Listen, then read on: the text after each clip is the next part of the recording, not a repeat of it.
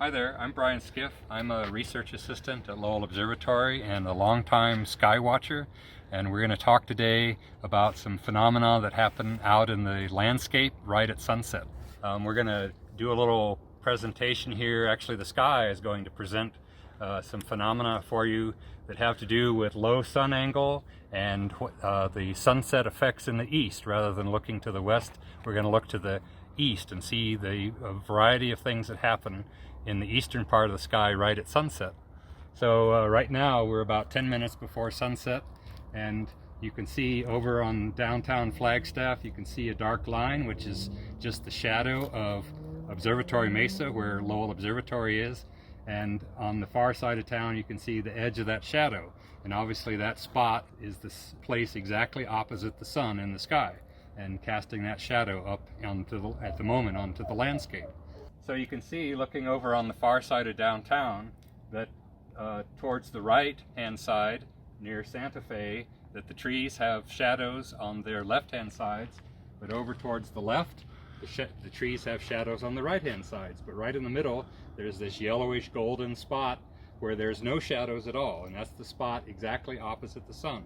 And that bright spot is happening partly because there are no shadows, but also because the rough surface of the trees, mostly pine trees, is bouncing the light off in every direction, but preferentially bouncing it back in the direction of this light source, which is the sun, and thus going right over our heads and causing that brighter patch in the sky, or a brighter patch on the landscape.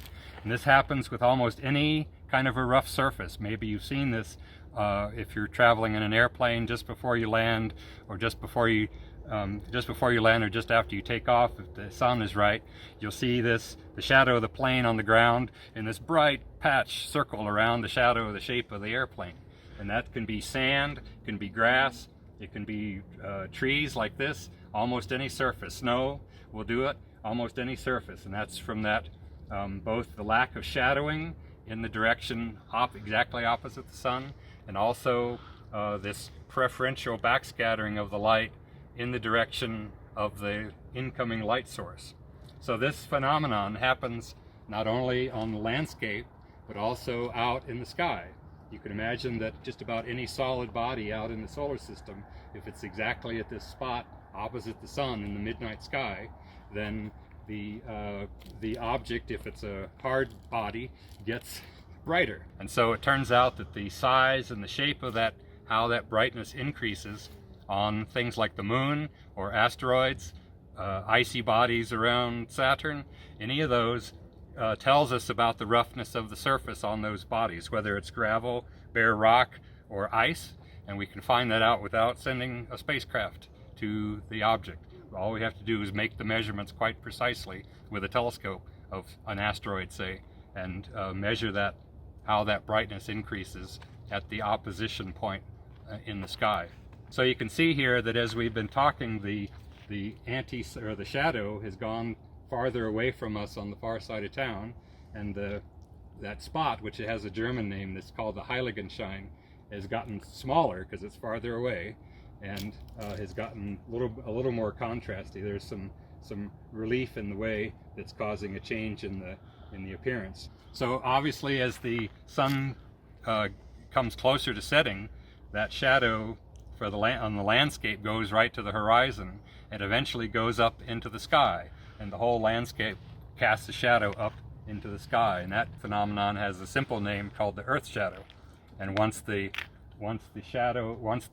height of the shadow is above all the landscape features, like the mountains around Flagstaff, then it'll become a hard, sharp line, and that'll have some structure to it. So now the sun is just about set, and we're starting to see some shadows just for a few minutes right on the landscape on the far horizon, on the eastern horizon from the sun. And you can see, particularly in this view, that there's a bit of a dim, dusky feature that angles up to the left, going to the left, and it's not a horizontal line but angling up, and that is actually the shadow of Eldon Mountain, which is on the north side of Flagstaff. And that shadow going off into the painted desert out east of Flagstaff is casting that shadow again in the landscape. So if or up in the atmosphere. So if you were actually up on Eldon right now, looking out from the summit, you would actually see this giant triangular shadow going off across the landscape to the east. And since we're off on the side from the summit, some miles from the summit, then that shadow, we're just seeing a wedge off on to the end that angles up in the direction of the source of that big shadow, which is mostly from Eldon Mountain. So in just a minute or two, things have changed again, so that there's no sun on the landscape near to us. But over on the far side of town, just now up in the sky, you can see the wedge-shaped shadow over to the left, and that shadow intersects the horizon right where actually at that spot opposite the sun. And up above, right on the horizon, you can see this very thin, dark line, and that is not a contrast effect that you might see in your eye, but in fact is the beginning of this earth shadow. Already you can see over on the wedge-shaped part of the mountain shadow that it's got some structure. So there's this pink layer on top, which is referred to as the belt of Venus, and then underneath that is the dark, fairly dark shadow, and then right on the horizon it is a bright powder blue. And then the dark shadow, the dark part of the shadow, is just the pure dark shadow caused by whatever it is, either the landscape features, the mountains, or just the whole landscape itself. And then right along the horizon, that sharp powder blue border right on the tree line at the far side of the city is mainly caused by the huge amount of scattered light in the atmosphere. So in the next few minutes here, you can see that the earth shadow has now become completely flat on the eastern horizon, and that the three layers this is about the most contrasty aspect that you see, maybe 10 minutes after sunset, where the earth shadow is fairly tall and you can see the three layers, but is not so washed out. So over the next 20 or 30 minutes, as the twilight darkens and then we start into nighttime, the shadow will actually get higher and higher, but the sky overhead is also getting darker, so that the difference in the brightness, the contrast between those two features, will start to go down.